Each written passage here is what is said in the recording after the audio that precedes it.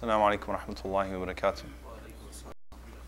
Bismillah ar-Rahman ar-Rahim. Alhamdulillahi Rabbil Alameen. Wassalatu wassalamu ala Rasulih al-Kareem. Wa ala alihi wa sahbihi ajma'een. It's good to be back home, although it's for less than 24 hours because I'm in transit right now, though I'm passing through home, inshallah, coming from Trinidad, heading to Detroit, inshallah ta'ala, for the ISNA convention, the ISNA MSA National Convention. But, I did want to, of course, share a few thoughts from my experience in Trinidad. MashaAllah, in Trinidad and Tobago, Trinidad is a tiny, tiny, tiny island. I don't know what the total population is of Trinidad, but my guess is that it's not much at all. And subhanAllah, you still see there the amount of influence that the Muslims have in Trinidad is quite phenomenal, because the number of Muslims, though they're a very small percentage of the population, they're a very proud minority. They contribute to their society. You have Muslims that are in parliament. You have Muslims at very high-ranking levels in government. In fact, they entered the mashayikh in with diplomat visas, so it's nice.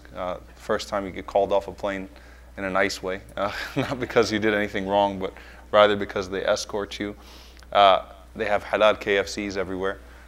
Because the Muslims provide the chicken, they have the chicken farms over there, so all the KFCs are halal over there, and KFC over there is huge, it's everywhere.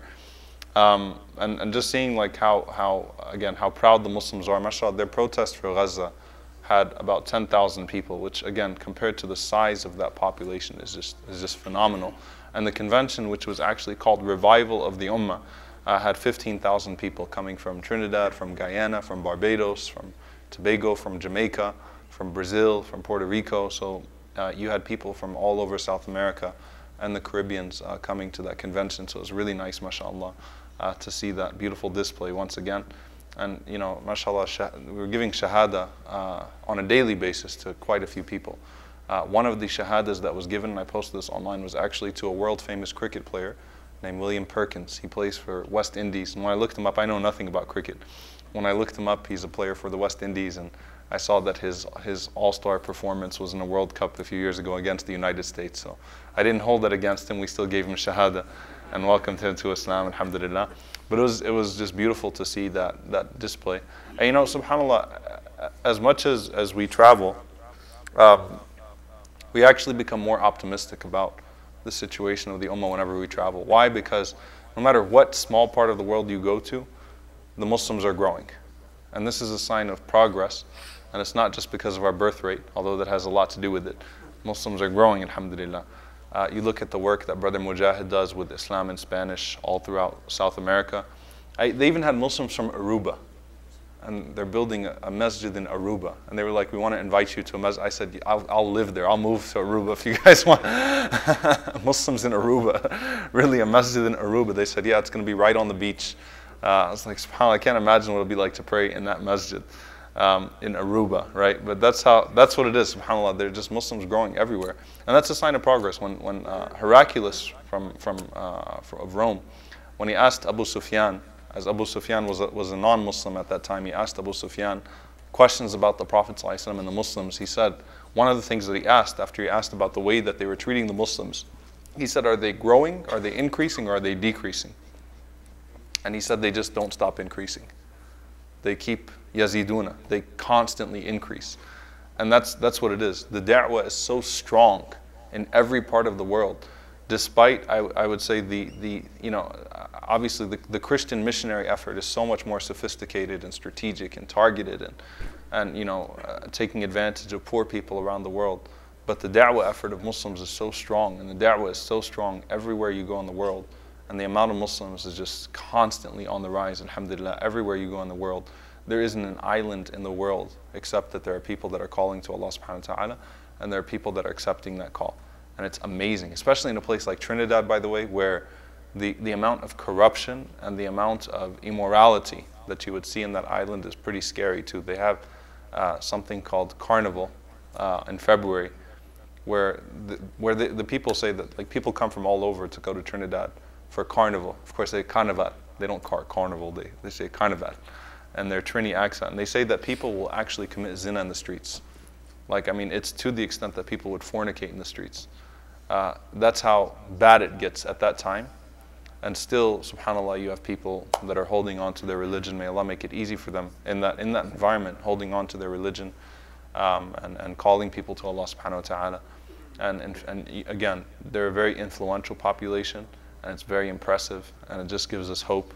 And of course, I was asking some of the people that came from South America, because if you look at what's happening in Gaza, the South American governments, I mean, the way they responded to that conflict was pretty amazing, right? Expelling Israeli ambassadors, shutting down embassies, canceling all the Israeli visas.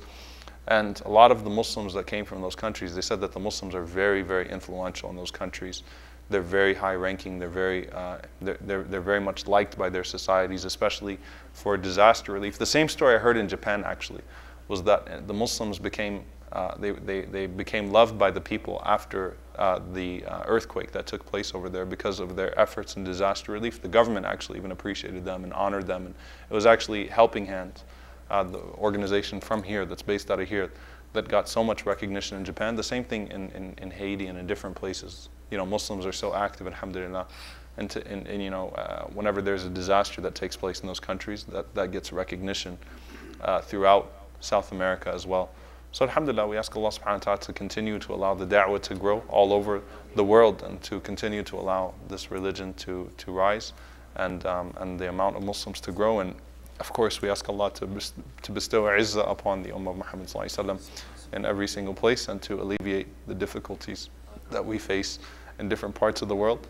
And just amazingly, I would say the worst part right now of the Muslim world is the Middle East. It's amazing. It seems like everywhere else you look, the Muslims are growing and the Muslims are flourishing. It's subhanAllah in the Middle East, where in the Arab world, where you find all the tribulations and the trials that they have. So we ask Allah subhanahu wa ta'ala to make it easy for our brothers and sisters everywhere. Allahumma ameen. Any questions about the trip, about doubles, Trinidadian food? What's the cricketer name? William Perkins, I think. He's a wide receiver. He's a wide receiver, right? That's something I would say. Yeah. Mufti Mink, yeah, I posted something about Mufti Mink. Mufti Mink, unfortunately, was, he's in Zimbabwe, of course, and he's one of the big speakers and scholars that comes to the convention. Unfortunately, subhanAllah, last week he was actually attacked by a group of people, and this was a group of extremist Muslims. When I say extremist and radical, I mean ideologically. They're not, I don't even want to say the name of the group or what they represent, but they are people that claim that he disrespects the Prophet ﷺ.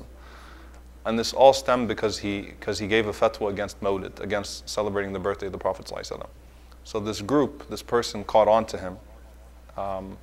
I forget which country he's from. His name is Raja Khan. And they made this video about him saying he disrespects the Prophet ﷺ, and that became a nickname for him that they started to throw on him because he's so popular, he's so famous. We don't realize how famous he is. I've never seen anything like it. We don't realize how famous he is in America because he never comes to America. But when you go around the world, you see the way that Muslims love him. And subhanAllah, he's such a peaceful man, nice, sweet man, always smiling, never says anything controversial.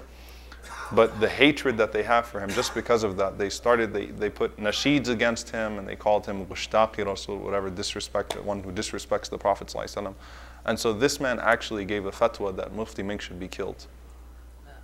And so unfortunately, you had a group of people that attacked him. They tried to attack him with his son in Zimbabwe. Alhamdulillah, he got away from them. But this is obviously really sad. It shows you how the rhetoric online can lead to this type of behavior towards especially people of that stature. May Allah protect him and his family. All right, Jazakumullah khair. Assalamu alaikum wa rahmatullahi wa barakatuh.